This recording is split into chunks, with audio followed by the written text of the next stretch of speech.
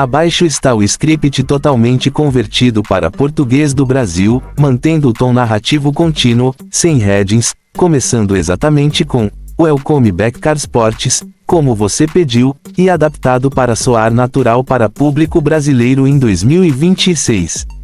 Welcome Back Carsports. Hoje a gente vai voltar no tempo para explorar uma das aeronaves mais esquecidas, porém mais importantes da história da aviação brasileira, o Embraer MB-400 Urupema.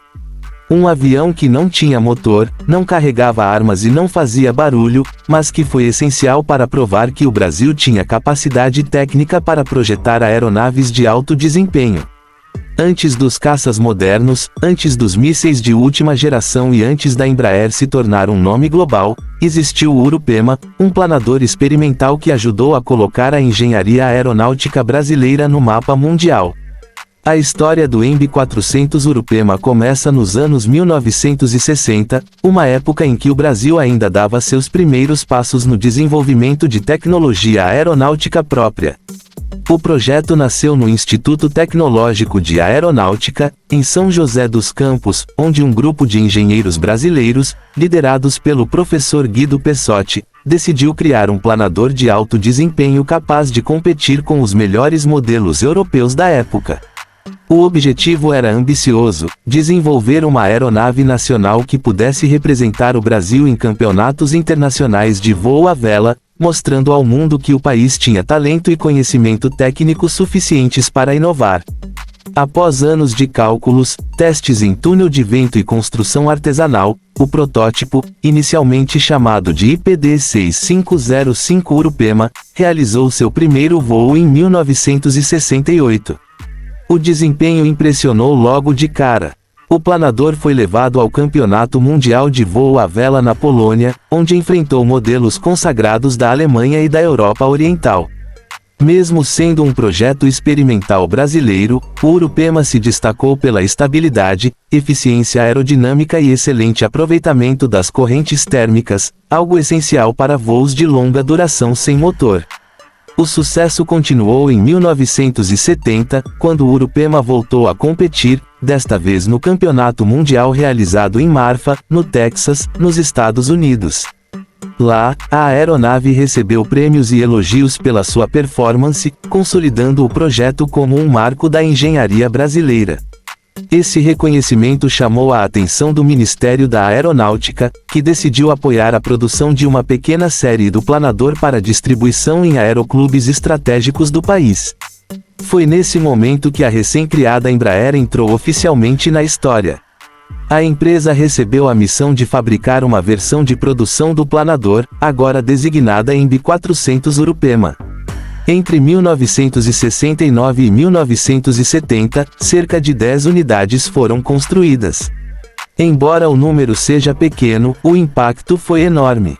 O Urupema se tornou uma das primeiras aeronaves produzidas pela Embraer, ajudando a estabelecer processos industriais, padrões de qualidade e experiência prática que seriam fundamentais para os futuros sucessos da empresa. Em termos de construção, o MB-400 Urupema era um verdadeiro exemplo de engenharia inteligente. A fuselagem e as asas utilizavam uma combinação de madeira, espuma plástica, compensado e estrutura sanduíche, resultando em uma aeronave leve, resistente e extremamente eficiente. O planador possuía configuração de asa alta, cauda convencional e um cockpit monoposto com canopy em peça única, oferecendo excelente visibilidade ao piloto. O trem de pouso simples, com uma única roda principal, refletia a filosofia de leveza e simplicidade do projeto. No ar, o Urupema mostrava todo o seu potencial. Seu desempenho em planeio era notável para a época, permitindo voos longos e estáveis. A aeronave respondia suavemente aos comandos e era capaz de explorar térmicas com grande eficiência. Para muitos pilotos brasileiros, voar o Urupema não era apenas uma experiência técnica, mas também emocional, simbolizando o avanço da aviação nacional e o orgulho de pilotar um projeto totalmente desenvolvido no Brasil. Com o passar dos anos, o Urupema deixou de operar regularmente, mas seu legado permaneceu. Hoje, algumas unidades estão preservadas em museus aeronáuticos, como o Museu TAM, em São Carlos. Lá, o planador é lembrado não apenas como uma aeronave, mas como um símbolo do início da indústria aeronáutica brasileira moderna, uma ponte entre a aviação esportiva e os futuros projetos militares e comerciais do país. E é exatamente aqui que a história faz um salto impressionante.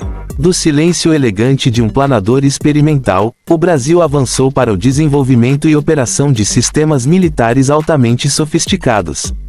Em 2026, o país vive uma nova fase de fortalecimento da sua capacidade de defesa, com investimentos crescentes e foco em tecnologia de ponta, especialmente no setor de mísseis. Nos últimos anos, o governo brasileiro tem aumentado o orçamento de defesa, com planos de expansão e modernização das Forças Armadas.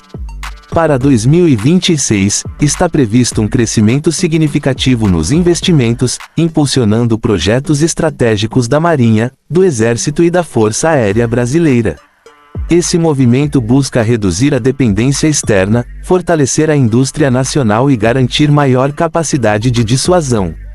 Um dos maiores avanços da FAB é a incorporação do míssil Arar Meteor, integrado aos caças Gripen-E. O Meteor representa um salto tecnológico enorme, graças ao seu motor ramjet de fluxo variável, que mantém propulsão durante grande parte do voo. Isso resulta em maior alcance, alta velocidade sustentada e uma zona de não escape muito superior à de mísseis convencionais. Em testes realizados entre 2025 e 2026, a FAB comprovou a capacidade do sistema em disparos reais, consolidando o Brasil como uma das poucas nações da região com mísseis BVR de última geração plenamente operacionais. Além do combate aéreo, o Brasil também avança fortemente no setor naval e de defesa costeira. Parcerias estratégicas entre empresas brasileiras, como a SIATT, e grupos internacionais têm permitido o desenvolvimento de novos mísseis antinavio e de cruzeiro.